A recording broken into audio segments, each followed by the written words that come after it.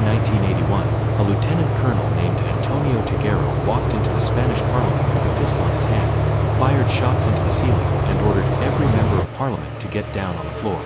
For 18 hours, Spanish democracy was literally held hostage. Tanks rolled through the streets of Valencia. The world held its breath. And less than a year and a half after that failed coup, that same country, still trembling, still discovering what it meant to be free after 40 years of dictatorship, hosted the FIFA World Cup. Think about that for a moment. A country that still did not know if it would survive as a democracy was chosen to host the greatest sporting event on the planet. And what happened on the pitches during those 29 days of June and July 1982 was so extraordinary, so full of betrayal, beauty, controversy and injustice, that to this day there are people who swear it was the most fascinating World Cup football has ever produced. Stay with me, because you are about to enter one of the most disturbing and captivating chapters in the history of world football. And there is one specific night in Gijón that I need to tell you about, a night that changed the rules of the game forever. A night that the Germans call Schande von Gijón. The disgrace of Gijón. And when you understand what happened that night, you will understand why football could never be the same again. To understand the 1982 World Cup, you need to understand Spain in 1982. Because this tournament did not happen in a vacuum. It happened in a country that was, quite literally, reinventing itself in real time. Francisco Franco had died in November 1975. Nearly 40 years of dictatorship ended with the death of a man in a hospital bed, surrounded by doctors and by a regime that did not know what to do with itself without him. The young King Juan Carlos, whom Franco had chosen as his successor in the expectation that the status quo would be preserved, surprised the entire world and chose democracy. He chose elections. He chose a constitution. And Spain began, haltingly, painfully, to transform itself into an open society. But transformations like that are never simple, never linear. The Spain of 1982 still had open wounds that the simple act of voting could not heal. The ETA, the Basque separatist organization, was still planting bombs. The army still harbored factions that dreamed of restoring the old order. And that February 1981 episode, the attempted coup known as 23F, had left everyone with the feeling that Spanish democracy was a fragile thing, a flower planted in soil that was not yet ready to sustain it. And in the middle of all that, FIFA arrived with the cameras of the entire world. The 1982 World Cup was the first to feature 24 national teams, an enormous leap from the 16 of the previous edition. Brazil sent what was probably the most talented squad ever to wear that yellow shirt. Italy arrived stumbling, with players suspended over match-fixing scandals, a team that its own country did not believe in. West Germany arrived as always, methodical, efficient, frightening. France unveiled to the world a midfield that would leave a permanent mark on football. Michel Platini, Alan Giras, Jean Tigana, Luis Fernandez. And Argentina arrived as defending champions, with a 21-year-old Maradona. Not yet the Maradona of the gods, still a brilliant boy trying to carry a weight far too heavy for his young shoulders. But before talking about the favorites, we need to talk about what this World Cup revealed about the football that existed outside Europe and South America. Because 1982 was the tournament in which the rest of the world knocked on the door of the elite with a force that nobody had predicted. Cameroon arrived as one of the first African nations to compete in the group stage of a World Cup with genuine competitiveness, and left unbeaten, without winning a single match, it is true, but also without losing one. They drew with Poland, drew with Italy, drew with Peru. And they were eliminated because they had scored fewer goals than Italy, despite having the same number of points and the same goal difference. The mathematical injustice that cost Africa one of the great surprises in World Cup history. Algeria went even further in provoking the establishment of world football. On June 16, 1982, at the El Molinón Stadium in Gijón. Yes, Gijón, remember that name. Algeria defeated West Germany 2-1. West Germany. The team that had been runners-up in the previous World Cup. The team that had won the 1980 European Championship. And Algeria, playing in its very first World Cup in history, took the field and won. It was one of the greatest upsets in 20th century football. And here begins the thread that leads us to that infamous night. Because Algeria's victory over Germany complicated everything. It created a mathematical situation that, depending on the other results, could eliminate Germany in the group stage. And when the final matchday of that group arrived, with Germany facing Austria and Algeria having already finished their games, what happened was one of the most obscene things football has ever produced. But I will get there. First, you need to feel what was happening in the rest of the tournament. The Brazil of 1982 was a work of art in motion. Zico, Sócrates, Falcão, Éder, Jr., Cerezo, those names, for anyone who loves football, provoke a kind of painful longing for something that never quite reached its conclusion. It was a team that played football as if it were a form of artistic expression, not merely a contest of results. Manager Tele Santana had built a system that valued touch, the exchange of passes, the pleasure of the game. And the world fell in love with that Brazil the way one falls in love with a piece of music that ends too soon. In the second phase of the tournament, Brazil was placed in the same group as Argentina and Italy. Only one would advance to the semi-finals. It was a group that, placed at any other moment in history, would have been the World Cup final in its own right. Brazil began by destroying Argentina. 3-1. Maradona tried, shown in moments, but the Argentine team had no structure to contain that Brazil. And near the end of the match, in a challenge for the ball, Maradona lost his temper and kicked the Brazilian player Battiston. He was sent off. He left the field with his head bowed, wrapped in a frustration he would carry for years. It was too early for the Maradona of the 1986 World Cup. In 1982, he had not yet found the version of himself that would change football forever. After beating Argentina, Brazil needed only a draw against Italy to advance. Or they could win. Manager Tele Santana decided, in one of the most debated tactical choices in the history of Brazilian football, that the team would play to win. Not to draw, to win. And what happened on July 5, 1982, at the Estadio Sarria in Barcelona, is one of those stories that football keeps in reserve to remind the world that beauty and tragedy live at the same address. Italy arrived at that World Cup completely discredited.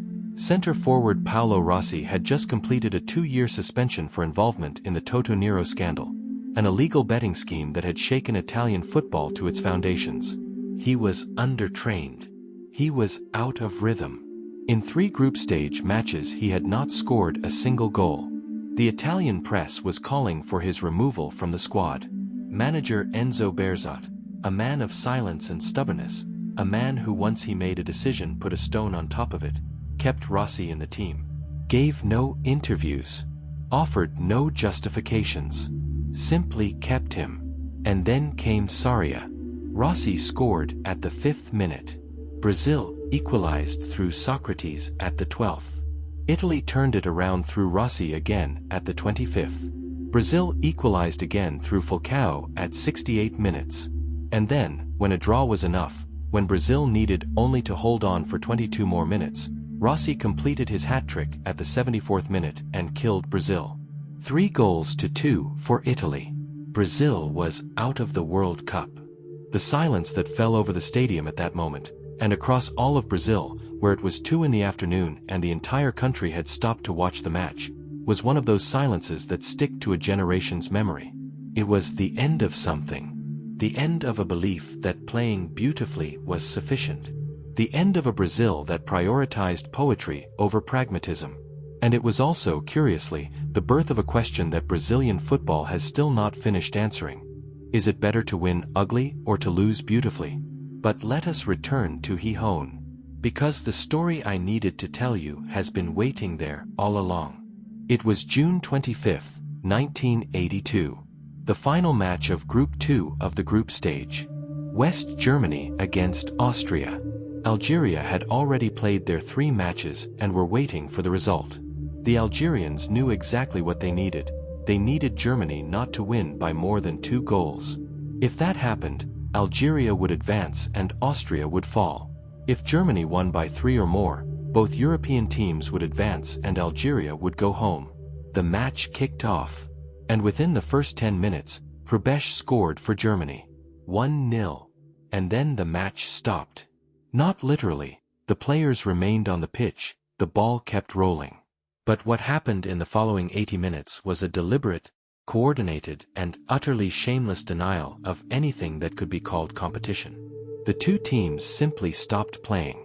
They exchanged slow passes between themselves. Neither pressed. Neither risked. The German players would kick the ball away, let Austria recover it. The Austrians would return the favor. It was a macabre dance, a performance of football that humiliated the very concept of the game. Because 1-0 was the perfect result for both teams. Germany advanced. Austria advanced. And Algeria went home. The crowd inside the stadium realized immediately. They began to boo.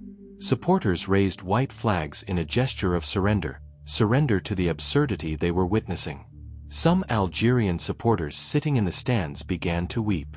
There were reports of people throwing banknotes onto the pitch in protest, an implicit accusation that what they were watching was a purchased result. The German radio commentator broadcasting the match became so embarrassed that he apologized live to his audience and suggested that people go and do something else, that it was impossible to continue commentating on this as if it were football. The final result was 1-0. Germany advanced. Austria advanced.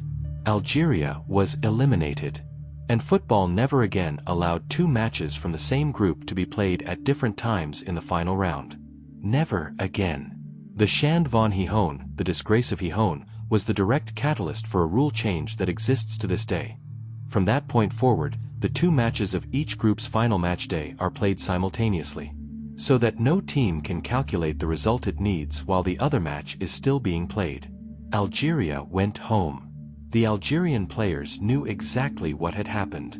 Lothar Belloumi, who had scored the historic goal against Germany in the first round, said in later interviews that the episode was scarred into the memory of the squad and of Algerian football, that it was a brutal lesson in how far football, when the right interests take the field, can transform itself into something very different from the game that all the children of the world learn to love. And Germany moved on, of course. They reached the final. And in the semi-final they were part of another scene that football also could not easily forget. Against France, in a semi-final that many consider the greatest match in World Cup history, and there is considerable competition for that title, Germany won on penalties after a 2-2 draw through normal time and extra time. But what was burned into the memory of that match was not simply the penalty drama. It was what German goalkeeper Harald Schumacher did to French striker Patrick Battiston. In the 56th minute of extra time, Battiston ran toward the German goal, received a through ball and, before he could shoot, was struck by Schumacher in a collision that had absolutely nothing accidental about it. The goalkeeper came charging toward the striker and hit him with his hip and arm at full speed. Battiston fell unconscious. He lost 2 teeth. He fractured 2 vertebrae. He lay motionless on the grass for several minutes while the medical team rushed to attend to him. Schumacher received no card. He was not sent off. He was not even cautioned. Dutch referee Charles Corver gave nothing at all. No goal kick, no foul, absolutely nothing. And Schumacher remained in goal, jumping from side to side, warming up his reflexes, while the striker he had knocked down was carried off the field on a stretcher. The outrage in France was absolute. Schumacher became the most hated man in Europe during those weeks. He received death threats. Battiston, upon recovering, said he bore no grudge, a statement that sounded so noble it almost hurt. And Germany reached the final, where they met Italy. The Italy of Berzot. The Italy of Paolo Rossi, who in that tournament scored 6 goals across 3 decisive matches and won the Golden Ball as the tournament's best player, one of the most dramatic rehabilitations football has ever witnessed. A man who arrived suspended for illegal betting, who did not score a goal in the first 3 matches, who was booed by his own country's press, and who ended as the tournament's top scorer and world champion. Italy won the final 3-1. Dino Zoff, the captain at 40 years old, think about that, lifted the trophy. And Spain, a country that less than 2 years earlier had seen tanks in its streets, closed the World Cup with the feeling of having survived something larger than itself. Because the 1982 World Cup was exactly that. It was a mirror. It was a tournament that showed, simultaneously, the best and the worst that football is capable of producing. It showed the Brazil of Zico and Sócrates, who played the most beautiful football and lost. It showed a courageous Algeria that beat Germany and was eliminated through a combination of mathematics and collusion. It showed Schumacher on the pitch without punishment while an opponent was carried off on a stretcher. It showed Rossi rising from the ashes of disgrace to become a hero. It showed Spain, fragile and proud, opening its doors to the world while still learning the meaning of freedom. And it showed that football is always a story about nations. That no matter how many goals are scored or how many rules are written, what happens inside a football pitch reflects, with unsettling accuracy, what is happening outside it. The Spain of 1982 was an improvised democracy that still did not know if it would survive. The football it hosted was, in the same way, an improvised spectacle that still did not know its own rules. And in both cases, in the country and in the tournament, what emerged was something that, despite everything, despite the disgraces and injustices and the coups and the betrayals, managed to be unforgettable. Managed to be human. And that, in the end, is the only kind of story that truly matters. Tell me in the comments, did you know about any of these episodes from the 1982 World Cup? The disgrace of Gijón, the Schumacher incident, the Sócrates Brazil that lives forever in football's memory? Write here what you thought, and tell me which city and which country you are watching from. I read everything. If this story moved you in any way, leave a like right now. It is simple, it is quick, and it makes an enormous difference in helping this channel reach more people. And if you have not subscribed yet, do it right now. It is free, and it ensures you will receive every new story that comes along. And one more thing before you go, while researching this 1982 World Cup, I came across a product that genuinely surprised me. Something connected to the nostalgia of old football, to this universe of memories and relics that we just dove into together. I will not give it away here, but if you are curious, take a look at the first pinned comment down below. I left the link there quietly, without rush, just a recommendation from someone who lives immersed in these stories. Because the truth is, what you saw today is only a fraction of what is still to come. There are stories from this 1982 World Cup that I barely touched. And there are other World Cups, other tournaments, other nights that football would prefer to have forgotten but that we are not going to let disappear. Some of those stories are so absurd that when I tell you, you will doubt they are real. But they are. All of it is real. Until next time.